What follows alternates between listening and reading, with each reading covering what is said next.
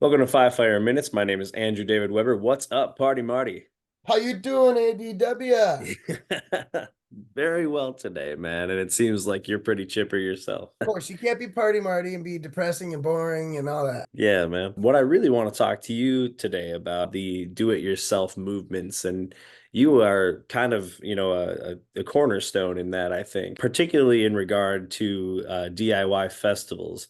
So, are you able to shed some light on some of the work that goes into putting on these DIY festivals? Yeah, actually today I had a meeting with my aunt and uncle who own the campground that I put on Glacier Valley Music Fest at. And we talked through the kind of the scheduling, the volunteers that we're gonna need, and all the work that's gonna go in the months to come. This isn't till June, so we've got most of March, all of April, and all of May still that we've got a lot of prep. I make trading cards for the festival. Last year we built a stage for this festival. We had about 10 guys out on Memorial Weekend, and we literally just screwed some decks together and had a painter out there and everything, and we built something that looked pretty decent and won't give anybody hepatitis.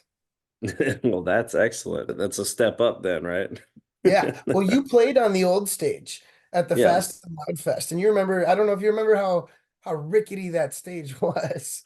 I can honestly never tell. I'm always jumping and moving, so I can't tell if it's just my normal, my weight being thrown at something. I shake a lot of stages, not trying to brag or anything. I've been waiting for the moment that somebody goes through that old one. So Yeah. we had to save some lives and build a new stage. Well, that's excellent that you have. So how many festivals do you actually put on? I do the Glacier Valley Music Fest. I used to do a second festival, the Fast and Loud Music Fest. That happened for a couple years, and I realized my energy was better focused in the one big festival.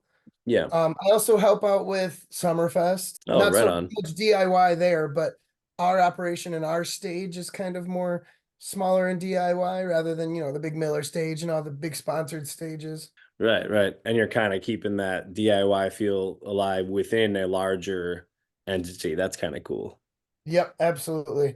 It's nice to have Okay. all the local guys and all the small guys like us there, the ones that aren't touring the entire nation and have truckloads and sound guys with us. Right on.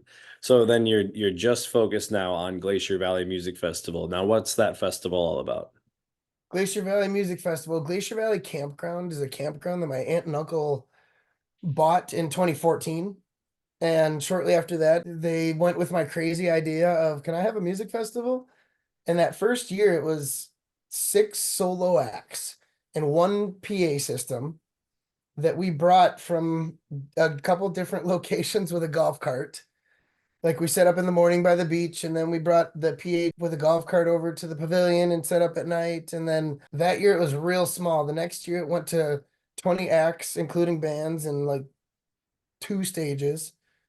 Now this year, in the past couple years, we've got about 35 bands on three different stages. And now we're finally to the point I can hire some sounded lights, which is wonderful. Yeah. It's not just a couple Amazon lights that I bought on a whim one time that we're trying to light these stages with. But it's cool that you were able to, throw what sounds like a successful festival over multiple years using, barely anything. Yeah, the first year there was us six solo acts, and there was one person who came for the music fest. One person that came with that intention is to watch the musicians. The next year we had 20 bands. We had a lot more people that came for the event rather than, oh, we just happened to be camping here this weekend. Yeah. And now it gets to the point where we sell the place out. It's got about 200 sites that we sell. Plus, we've got a huge field, probably the size of like 4 or 5 football fields that we fill with tents and vendors. Yeah. And yeah, I've seen the place because we played the Fast and Loud Festival, and it's an awesome environment. And especially the campground. I like that it's family friendly. I'm able to bring my family there. Our daughter can play in the water park and or that water obstacle, I should say, not so much a water park, but it's great fun.